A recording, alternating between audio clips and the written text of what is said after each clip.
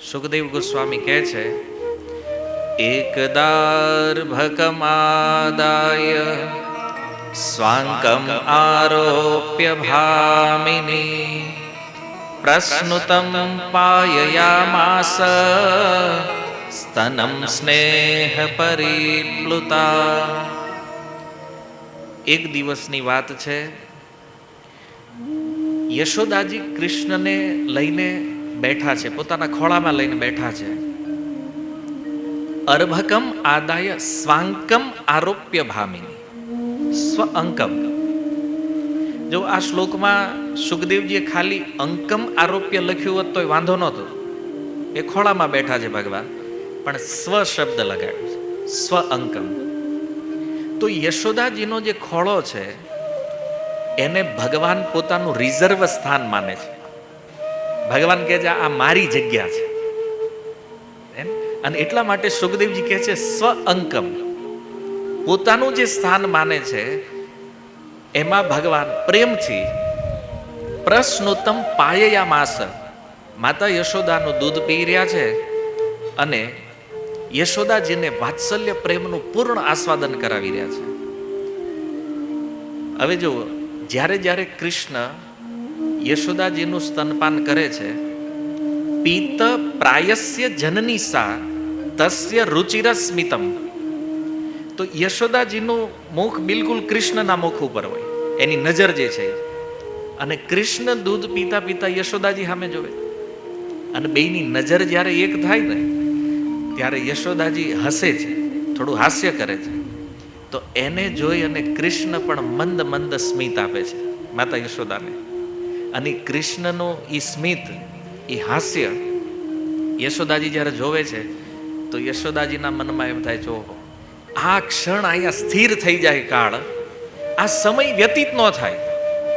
પરમ આનંદ, મતલબ વાત્સલ્ય રસની ચરમ સીમા છે. અને પુત્ર જ્યારે બ્રહ્મ છે તો ભગવાનના એ મુખ કમળનું પાન કરે છે યશોદાજી. યશોદાજીનું પાન કૃષ્ણ કરે છે અને કૃષ્ણના મુખ કમળ રસનું પાન માતા યશોદા કરી રહ્યા છે. અને આ રીતે બહુ જ્યારે વાલ ઉભરાય ને ત્યારે મુખ ગાલ ઉપર એક ચુંબન આપે છે.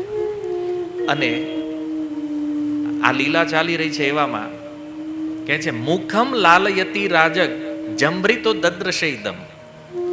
ભગવાન દૂધ પી રહ્યા છે, મતલબ 95% પેટ ફૂલ થઈ ગયું છે. અને એ સમયે જોઈએ છે નાના બાળકો શું કરે, દૂધ પીતા પીતા ક્યારેક દૂધ પીવાનું બંધ કરી દે, વળી પાછા પીવે, 2 ઘૂંટડા પીવે, પાછા બંધ કરી દે, એટલે ખબર પડે કે હવે આનું પેટ ફૂલ થઈ ગયું છે. તો ભગવાન જ્યારે આ અવસ્થામાં આવ્યા છે તો યશોદાજી એની સામે જોઈ રહ્યા છે, અને દૂધ પીવે એટલે બાળકને ઊંઘ આવી જાય તરત. તો ભગવાન ઊંઘતા પહેલા એક બગાસું કહે છે જમૃત, જમૃતમાં એક બગાસું ખાય છે. અને બગાસું ખાતા યશોદાજીનું ધ્યાન તો મુખ ઉપર જ હતું, તો એણે મોઢામાં થોડુંક નિકટથી જોયું, થોડુંક નજીકથી જોયું, તો અંદર શું દેખાય છે, ખમ રોદસી જ્યોતિર અનિકમાશા સૂર્યેન્દુ વહની શ્વસનામ બુધિશ્ચ દ્વીપાન નગા સ્તત દુર્હિતૃપ વનાની ભૂતાની યાની સ્થિર જંગમાની.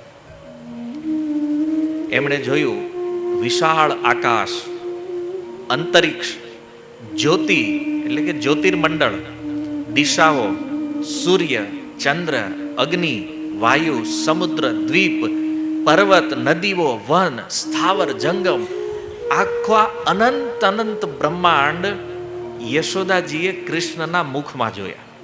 બગાહું ખાધું, આ દેખાણું માતાને.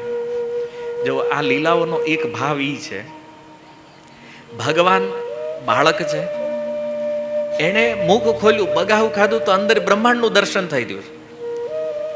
તો આજકાલ જે લોકો એવો દાવો કરે છે કે અમે ભગવાન છીએ, ભલે એ નાના ન હોય, હવે મોટા થઈ ગયા હોય, તો એ ભગવાનને જઈને કહેવાનું કે હે ભગવાન, તમારું મોઢું ખોલો તો અમે બ્રહ્માંડ દર્શન કરીએ. જેવો દાવો કરે છે અમે ભગવાન છીએ, અત્યારે મોઢું ખોલે, કફ સિવાય બીજું કાંઈ ન દેખાય. એમાં કહેવાતા જે ભગવાનો છે અત્યારે, સાવધાન રહેવું જોઈએ આમાં. જો ભાગવત ક્લિયર છે, ભગવાન કોણ છે, એના લક્ષણો. કોઈ વ્યક્તિ બહુ મોટા થાય, ઉંમર મોટી થાય, પછી ભગવાન જાહેર થાય ભારતમાં. પણ તમે જુઓ, કૃષ્ણ વધીને 3 મહિનાની ઉંમર છે અને એ બ્રહ્માંડ દર્શન પોતાના મુખમાં કરાવી રહ્યા છે માતાને. આ ભગવત્તાનું લક્ષણ છે. આ કથા જે છે એનાથી એ સમજાય આ જગતમાં ઈશ્વર કોણ છે, કોણ કંટ્રોલ કરે છે. આજકાલ કળિયુગમાં એ ફેશન છે, ગમે એ વ્યક્તિ ગમે એને ભગવાન બનાવી દે છે, અથવા કોઈ વ્યક્તિ પોતે જાહેર કરી દે કે હું ભગવાન છું, લોકો માને છે. એનું કારણ શું છે? અજ્ઞાન. તત્વતઃ ભાગવત શ્રવણ નથી કરતા, વાંચતા નથી, સમજતા નથી. જો આ લક્ષણ સુખદેવજી વર્ણન કરી રહ્યા છે, કેટલી સરળ ભાષામાં છે. કોઈ સમસ્યા છે સમજવામાં, છતાં લોકો નથી માનતા. ભગવાનનું આવા અનેક લક્ષણોનું વર્ણન એ જ ભાગવત છે. કેમ કૃષ્ણને, રામને છોડીને આપણે અન્ય કોઈને કેમ ઈશ્વર નથી કહેતા? તો એનું એક કારણ તો એ છે કે બે મનુષ્ય સમાજમાં આવ્યા છે, અને મનુષ્યનો મનુષ્યમાં પ્રેમ હોય તો આ સંસારમાં કોઈને ભજન કરવું હોય, ભગવાનના સ્વરૂપ અનેક છે, અવતાર અનેક છે, પણ રામ અને કૃષ્ણથી વિશેષ ભજન કરવા યોગ્ય મનુષ્ય માટે બીજું કોઈ સરળ સહજ રૂપ નથી. ભગવાન સૌથી શ્રેષ્ઠ આ છે, અને આમાં જ એટલું સહજ પ્રીતિ લાગે છે, આનંદ આવે છે, આ અન્ય કોઈ સ્વરૂપમાં થતું નથી. કાલે આપણે સાંભળ્યું હતું, નરસિંહ ભગવાનને પ્રેમ કરવો હોય કેમ કરવો? પ્રહલાદ મહારાજ જેવા કોઈ વિરલા કરીએ કે બાકી આપણા માટે તો અઘરું છે. એમના નરસિંહદેવને જોઈએ તોય બીક લાગે. હા, ઓરિજિનલ વિગ્રહ ભગવાનના જોવો તોય ડર લાગે. મત્સ્ય અવતાર, માછલી ભલે ભગવાન બન્યા છે, પણ હવે માછલીને જોવો તો કેવું લાગે છે આપણને? તમે કંઈક જોવા જાવ ઠીક છે, સમુદ્રમાં, દરિયામાં દૂરથી દેખાય તો એમ લાગે, પણ નજીક હોય તો માછલીને કોઈ પસંદ કરે છે? નથી કરતા. તો પછી એક પ્રશ્ન થાય, તો એટલા બધા અવતાર લીધા હો કામ ભગવાને? અવતાર એટલે લીધા કે જેમ મનુષ્યમાં ભગવાન આવે તો મનુષ્યોને એવું લાગે ભગવાન આપણા છે. એમ જળચરમાં જ્યારે જન્મ લે ને તો જળના જીવોને એવું લાગે ભગવાન આપણા છે. કોઈ પશુ શુકર રૂપ જ્યારે ભગવાન લે તો એને એવું લાગે ભગવાન આપણા છે. તો હરેક જીવોને અનુભવ કરાવે છે ભગવાન કે ભગવાન એના છે. એટલે ભગવાને એ સમાજમાં અવતાર લીધા છે. તો મનુષ્ય સમાજ માટે પણ ભગવાન કૃષ્ણ રૂપમાં આવ્યા છે. અને મુખ જ્યારે ખોલ્યું, અંદર એ બ્રહ્માંડ દર્શન કરાવ્યું, આ પણ ભગવાનની ભગવત્તાનું એક લક્ષણ છે. ત્યારબાદ સુખદેવજી કહે છે, સા વીક્ષ્ય વિશ્વમ સહસા રાજન સંજાત વેપથો. કે છે જ્યારથી ભગવાને વજન વધાર્યું આ ત્રિણાવર્તની લીલામાં, ત્યારથી યશોદાજીના મનમાં એક વિચાર ઘૂસી ગયો કે આને દવાખાને લઈ જવો પડે ક્યાંક વૈદ્ય પાસે, કારણ કે આનું વજન આમ અચાનક વધી જાય, પાછું ઘટી જાય.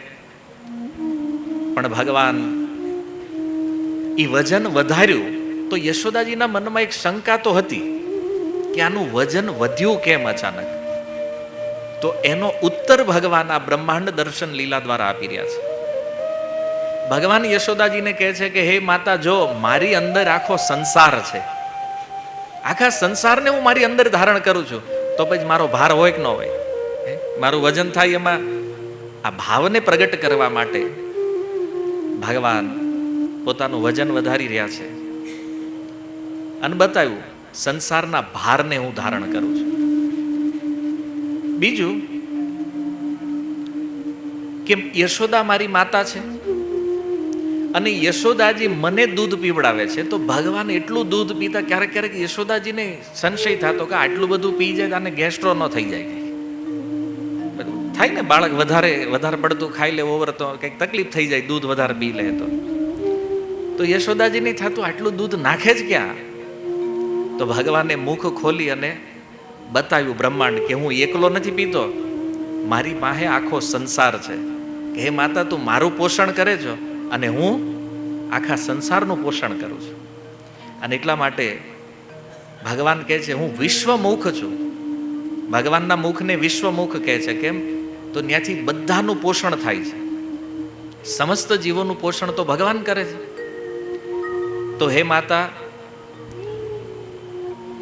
તમારા હૃદયમાં જે પ્રેમ છે, યશોદાના હૃદયમાં જે પ્રેમ છે ને, એ પ્રેમ જ દૂધનું રૂપ લઈને વહી રહ્યો છે. તો તમે તમારા અંતરંગ ભાવથી, તમારા હૃદયના ભાવથી તમે મને આપો છો દૂધ. તમે તમારું હૃદય ખોલી નાખ્યું છે મારી સામે. તો ભગવાન કે હું શા માટે છુપાવું તમારી સામે? તમે તમારા ભાવને મારી સામે પ્રગટ કર્યો છે, તો ભગવાન કે હું પણ મારા ભાવને પ્રગટ કરું તમારી સામે. અને ભગવાને આ વિશ્વરૂપ, આખા બ્રહ્માંડનું રૂપ પોતાના મુખની અંદર બતાવ્યું. આ રીતે અનેક અનેક પ્રકારના ભાવ આચાર્યો આ લીલાની અંદર પ્રગટ કરી રહ્યા છે. બ્રહ્માંડ દર્શન લીલાને પૂર્ણ કરી